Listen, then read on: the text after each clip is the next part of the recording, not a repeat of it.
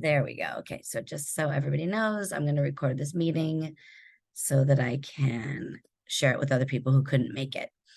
Okay, all right. Let me see. Okay, let me go again. Slightly rusty. It's like terrifying being on a computer in front of teenagers when you're like, because literally they'll be like criticizing me because I don't know like every single shortcut. It's so funny. They're just so fast at everything. Okay, so thank you so much for coming tonight. My name is Jamie Gonzalez. I met some of you guys at back to school night. Si hay gente que habla mejor español, voy a repetir la misma reunión a las 7 en español. So if you'd rather hear this at 7 o'clock, then you can log out and come back in on the same Zoom link at 7. And I'm going to say everything in Spanish, okay? Just so it's for the purposes of time. So you can sign in here real quick if you want. If not, I think you guys already, I have your information from when you RSVP'd for the meeting. So I'm going to get started. So we have a trip planned to go to Spain. It is specifically for the Spanish immersion students, and it's going to be next spring break of 2025. A lot of people are wondering, why are you planning a trip so far in advance? But I did mention at back to school night, I really like it to be economically feasible for more families. And when you're looking at like a $200 a month payment, a lot of times it's still a lot of money, don't get me wrong, but a lot of times it's more feasible for families to pay a monthly payment. And the company, the way EF Tours works is that they do not charge any interest. So they take the total amount and then divide it by how many months until the trip, and that's what your payments are. But we'll get more to that later. We're going to the south of Spain, starting off in Granada, Sevilla, going through Cordoba, and then Madrid and Barcelona. And it's an 11-day trip during spring break. So the kids will be missing 2 days of school, as will I. I find that the teachers are really understanding about them missing those 2 days. I'll usually send the teachers an email so that they know, why they're missing those 2 days. And really, sophomore year is a great year to do this because they don't have as many AP classes, the kids who are going to be taking more AP classes. So it's nice because spring break is a great time for a lot of kids to be able to go. Also, they're going to be, if they're sophomores next year, they will be, which most of the kids on the trip will be, they'll be taking the AP Spanish 4 exam, whatever, like a month or two after we get back. So it's a great way for them to, like, everything that they're studying in AP Spanish 4 and then the following year in AP Spanish 5, a lot of those things will come up when we're traveling. They'll learn about them in the museums and everything else. So it's really, I'm just going to shrink that. Okay. Again, sorry for my rustiness and Zoom. Okay, so here's my information. Again, my name is Jamie Gonzalez. Here's my email and my phone number. And then if you want to look at our past trips, the best place to do it is to go to Instagram. I have an Instagram account just for our trips. It's _vamos_a_viajar. And on there, if I don't know how well you guys know Instagram, but there's a place called the highlights. So if you go to like it's not called the home page. I don't know what it's, the profile page, maybe I have there the highlights from all the previous trips. I've got a bunch of posts as well, but it's really great to see. Let me see if I can find it. Yeah. So this is like my homepage. I don't know how well you guys can see that, but this is my homepage or profile page. And all along here are all of the highlights from all the trips I've done. So there's like Greece, and I just do, while we're on the trips, I'm constantly posting videos and photos. So it's really great because the parents have told me that they feel like they're like along on the trip with their kids. Because the kids, they're busy, they're having fun, and you'll say, send me pictures, and then you'll get like 2 pictures the whole trip. But if you follow my Instagram account, you'll see like a lot of pictures. I definitely overpost, as the kids would say. So real quick, if you came to back to school night, you heard this, but this is me, Jamie Gonzalez. These are my 2 sons. They are both products of the 2A immersion program. This is my husband, Socorro. So I've been teaching I'm in my 27th year. I have 2 sons. I studied in Barcelona, Spain for a year, which is where I learned Spanish and which is where I also became in love with the country of Spain. I think I've been back like 16 times. So I know Spain like backwards and forwards. I also taught English in Helsinki, Finland. I've traveled to 26 countries, and I've taken students for the past 10 years to Spain, France, Italy, Greece, England, Dominican Republic, Peru. This year we're going to Ecuador for the freshmen. I'm sorry, they're sophomores this year. The sophomore immersion trip, they're going to Ecuador, which I'll tell you guys about at the end of this meeting also, just in case somebody would prefer for their kid to go this year. There are a few openings on that Ecuador trip. So we're doing Ecuador spring break this year, and then I do a senior trip, and that is not connected to the Spanish immersion program. And this year we're going to Japan. So that's very exciting. So I do one immersion trip every year and then one senior trip every year, which is not connected to the immersion program.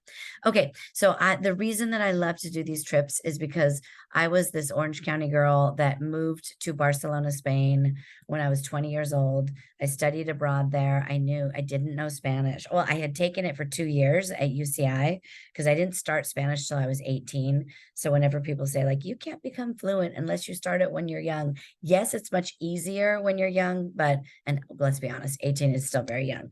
But anyway, so I started studying Spanish. I went to live in Spain, and it just like changed my life. Becoming bilingual changed my life.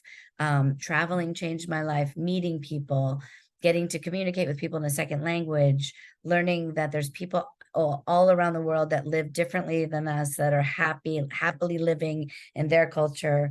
It made me also miss home and appreciate home more, and also appreciate the world. So for me, I just want to share a little bit of that with my students. And it's really amazing how much they grow on the trips.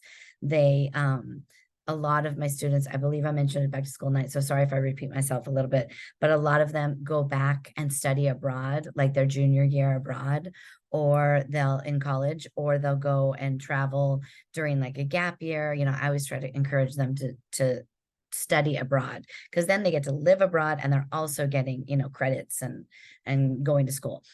So anyways, it changed my life so much, and it's what I like to share with my students. So I just think that the best thing about travel is you learn another language, you learn about another culture, a better understanding of your own culture, appreciate yourself and people who are different from you, and also really becoming independent and building self-confidence. And it's funny because before I take the trip, sometimes some parents will tell me, well, I don't know if they're like good with waking up with the alarm. I know you have to get up and they have jet lag and you get going. And it's amazing. They rise to the occasion. Like there's a lot of stuff that they have to figure out without asking mom or dad. And they really rise to the occasion and become independent. And a lot of parents have told me when their kids come back from the trips that they're somehow changed. They're just more independent, more mature, appreciate family more, all that stuff. Sorry, I'm like super passionate about this. So if I go crazy, I kind of talked about this, why I travel. I already talked about it with you guys. So why educational travel? This is obvious. New ways of learning, hands-on skills, interacting with the world. This program to Spain totally complements my world history class and Spanish, the AP Spanish 4 class, the AP Spanish 5 class, a lot of the authors that they're going to read and the works of art that they're going to analyze through these classes, we are going to see in Spain. Another thing is if they decide to take art history, that's a great, AP art history is a great AP elective, and they're going to like that. This trip will also help complement that, right? Okay, I just wanted to show you guys some pictures from past trips, but again, look at the Instagram if you want to see the pictures, because I've got from all of the trips on there. Although I got much better at doing videos. At the beginning, I was just taking some pictures, and then I just started taking videos all the time, every day. So this is my first trip, our first trip to Spain, spring break 2017. Actually, this is not the first trip. This is the first trip that I was good about pictures and everything. Dominican Republic, summer of 2018, which was super fun, totally different.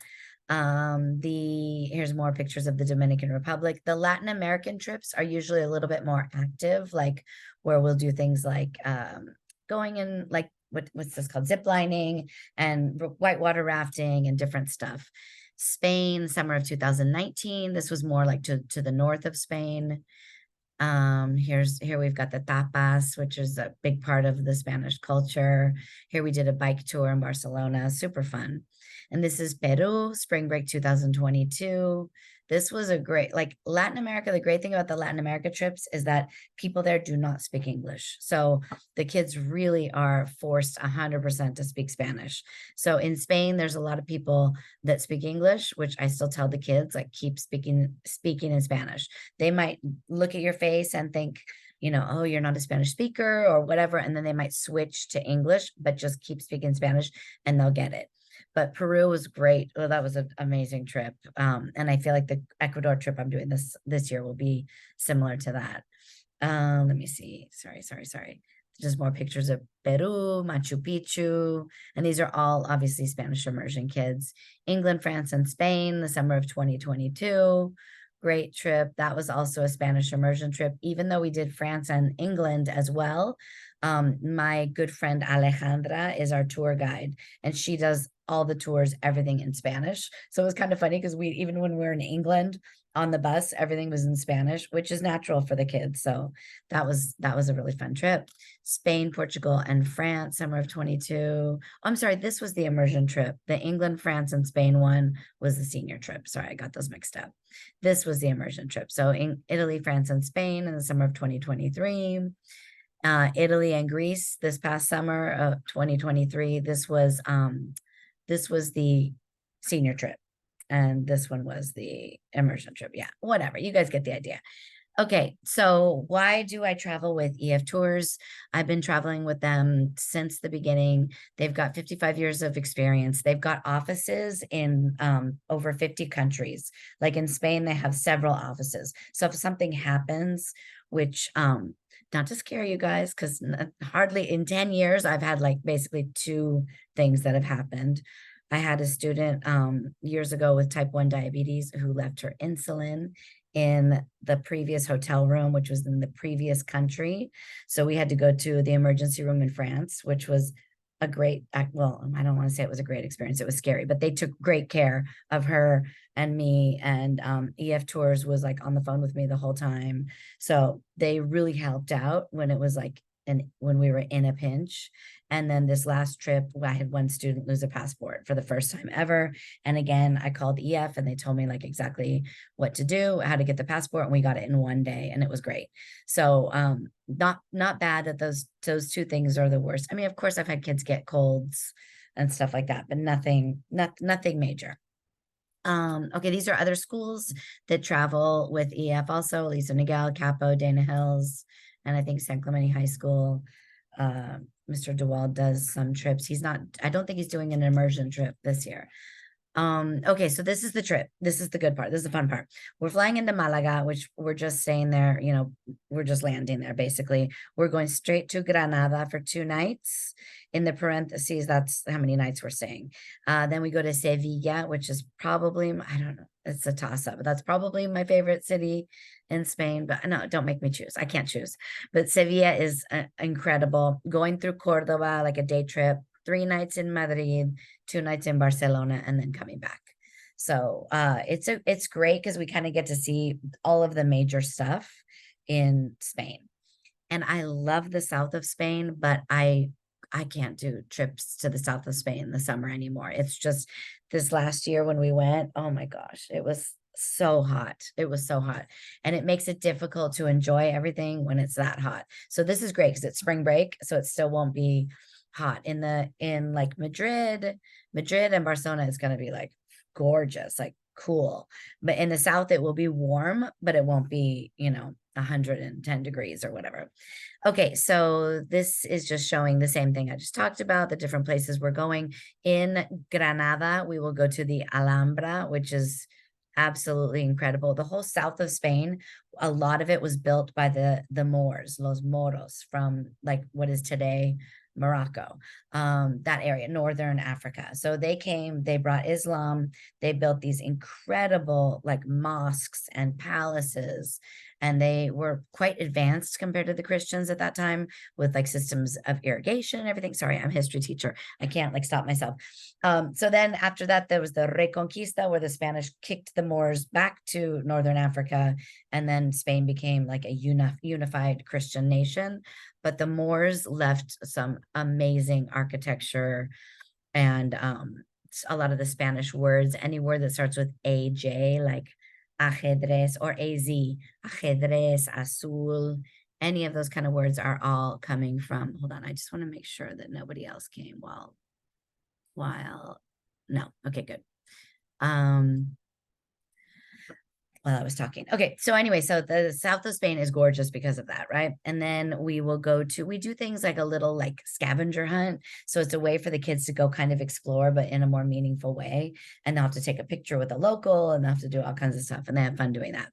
We're going to visit an olive oil farm. Love that. Explore Sevilla with your group, meaning just like walk around and explore. We have every place we go, we have local guides that give us great local tours. So like our main travel tour director, Alejandra, is with us the whole time. She's been traveling in Spain her whole life, so she knows a lot. But then we'll go and get, these historical experts or art experts for like the local places, which I love and the kids love too.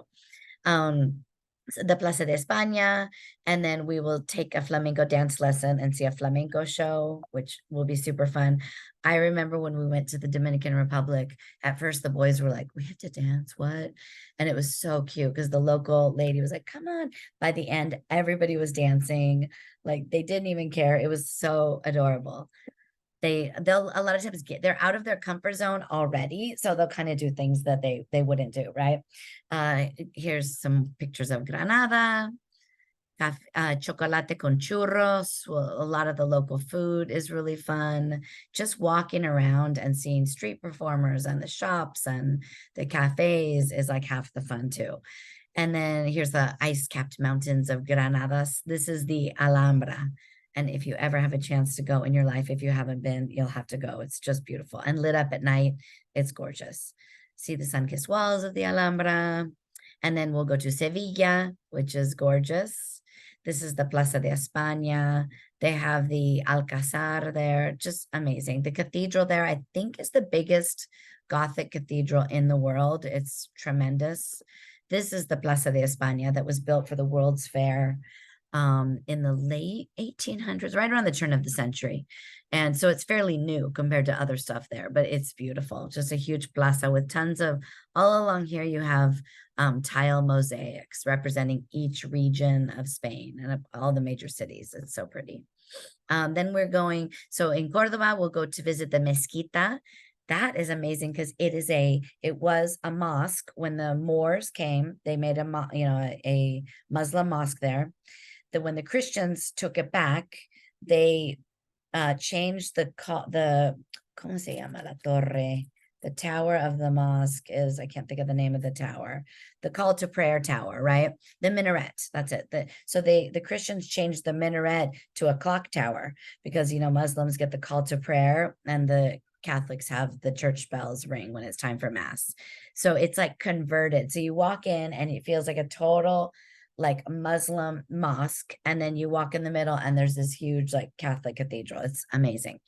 So yeah, Cordoba, and then we'll go to Madrid, visit the Prado Museum. Again, a lot of works of art that they'll study about in their Spanish classes.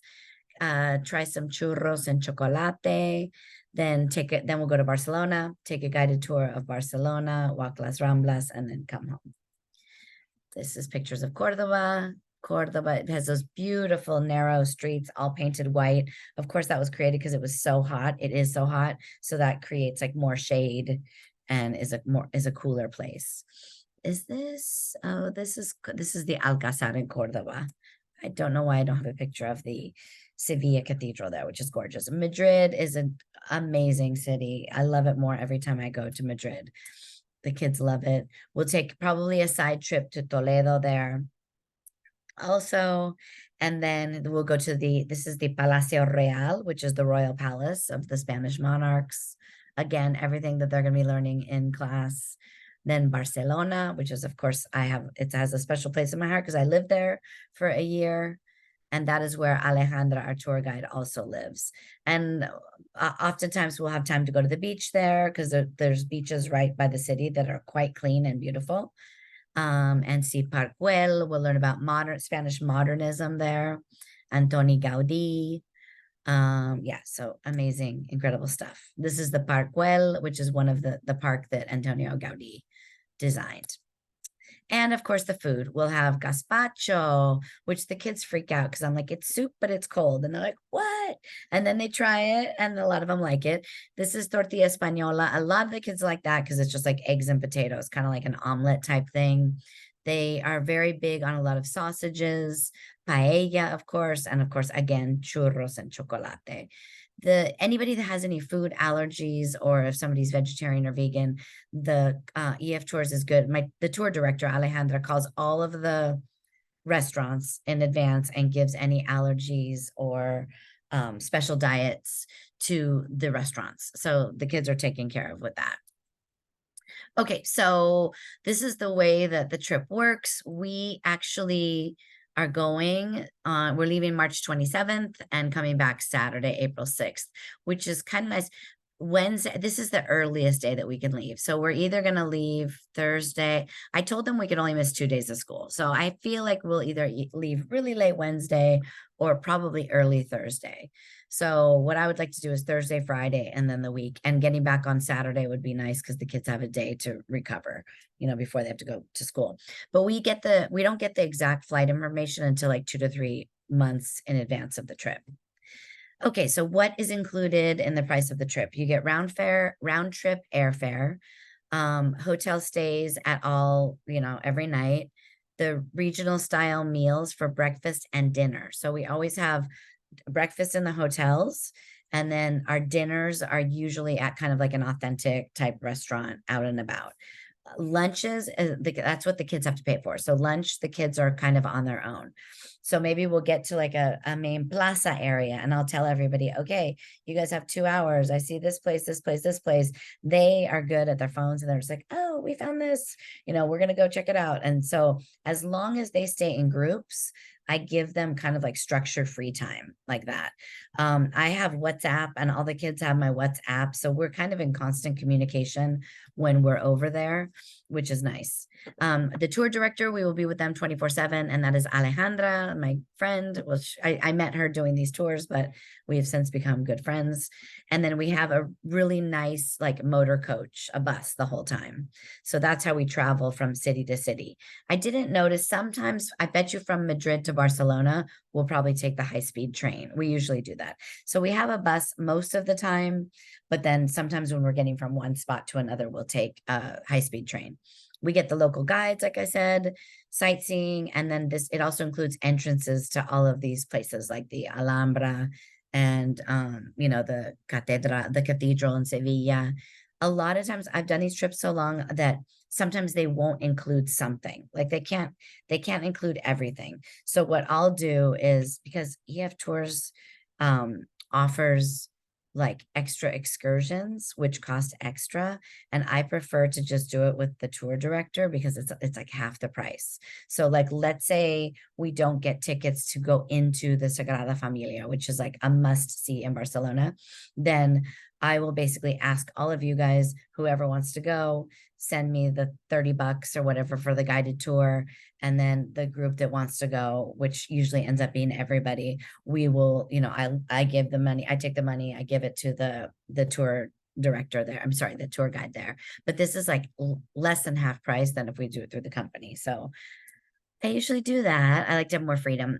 So what are you responsible for? Passport, right? So your student has to have a valid passport, and it has to be valid 6 months after the return date. So what was the date we get back? April 6th. So like May, June, July, August, September, October. So it would have to be good all the way through October 6th of 2025, which next year, the way that I do it is if you guys sign up this year, you just start making the payments, and pretty much you might get one email from me. Oh, great, you signed up. Awesome. You won't hear from me until next year. So then what will happen is like next August, when school is starting, that's when I start to send you guys monthly emails with all the stuff you need to know.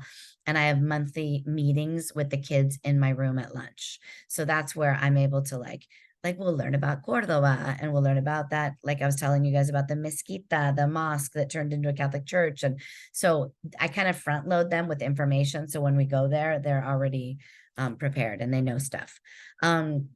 Also, I collect money for the tips for the local guides. So that's usually between $200 and $250 for the tips, and then also for a charter bus up to LAX and back. The first time that I went on one of these trips, everybody was supposed to meet at LAX, and some kids were late. There was a traffic jam, of course, LAX. Some kids couldn't find parking. So I was like a nervous wreck because we were starting to board and all the kids weren't there. So from then on, I just like charter a bus and take the total amount that the bus costs, divide it by everybody. It usually ends up being between 75, like around 75 bucks to go to get to LAX and to get back. So for me, that's like worth it, you know, and it's more than anything is peace of mind. So you guys would drop the kids off at San Juan Hills High School, and then the bus is there, I'm there, and we'll say goodbye, and then we take off.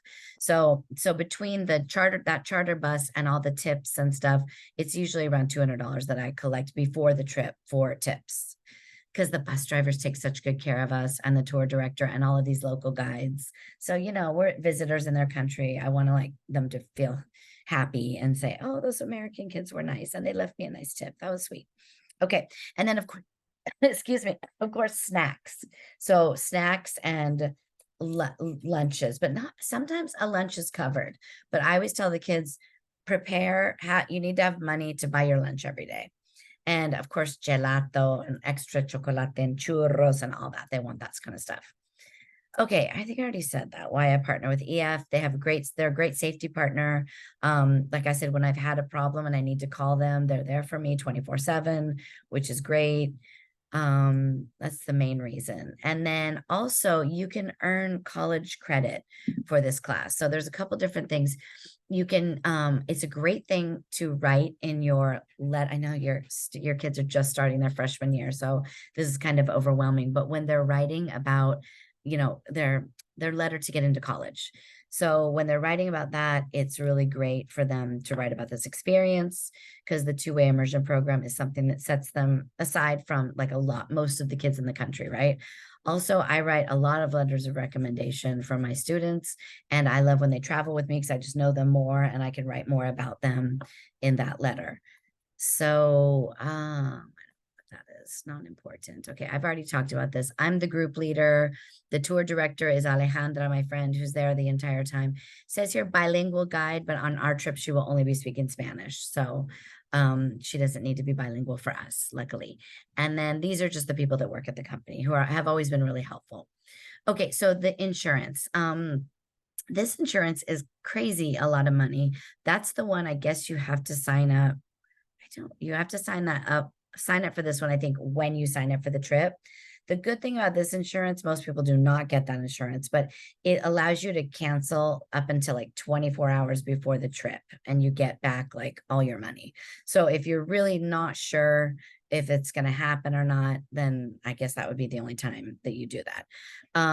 But right now, there's also, if you enroll by September 20th, you can cancel for any reason up to 14 days. So like after this meeting, if you're like, oh, I want to save a spot, but you know, I'm not sure, then you can sign up, think about it for 2 weeks, and before that 14 days, you'll get the $95 deposit back if you decide to cancel. But I'll tell you about that in a second.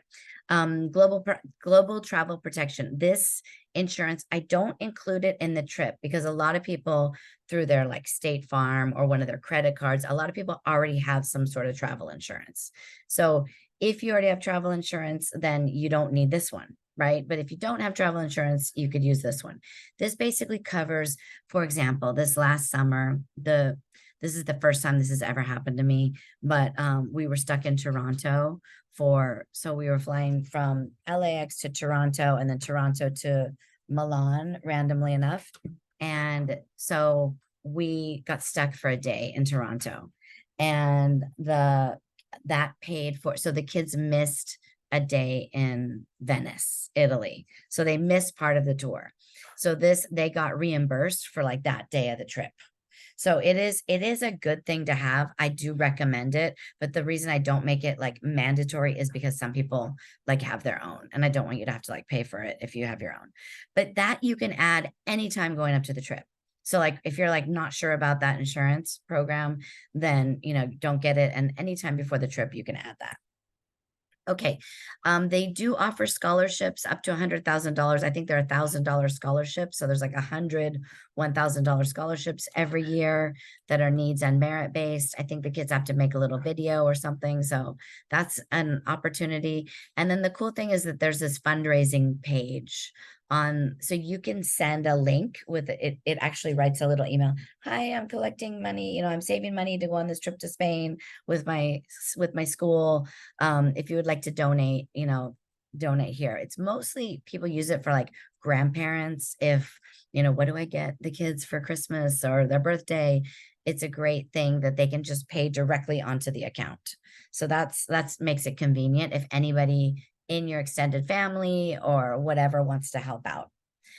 Okay, so wait, where was I? I think that's it. That was kind of redundant. Okay, so basically, most people do the monthly payment plan. So right now, there's a $200 discount until September 20th. Okay, so if you enroll before then, the trip is $3,989, and then it's which comes out to $228 a month. When you sign up, what you do is you pay the $95, right? That's the enrollment fee. And that is not refundable unless you do it within that 2 weeks. Okay. So let's say you sign up and you start making payments and you decide you don't want your kid to go, then you'll get most of your money back except for that $95. Okay.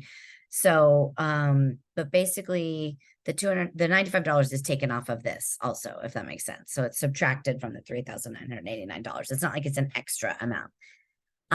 What else? So yeah, so that's the monthly payments. There's no interest. The only thing is you have to do like a debit card or like, when you put in your routing number from one of your checks, that's how you have to do the payments. So I know some people like to get points for their credit card. In that case, you can pay in full at sometimes I would say like 95% of my students do the payment plan. And what you do is when you sign up, you pick a day of the month that you would like the payments taken out. And then I've never really seen people do the biweekly. That's like every 2 weeks. I mean, you can do that, sure, but most of the people do the monthly plan. Okay. So guarantee spots available is 30. I'm capping it at 30 students. And the enrollment deadline, it's not really, but the enrollment deadline to get the $200 off is September 20th. Okay. Or why does it say here? Okay, but September 17th, I guess. Sorry, I guess it's Sunday, September 17th is the deadline to get that $200 off. So, and here, I don't know if you guys this is what you either want to take a picture of that. I'm also going to send you guys an email after with this video and with this like PowerPoint. It's actually a Google slide presentation.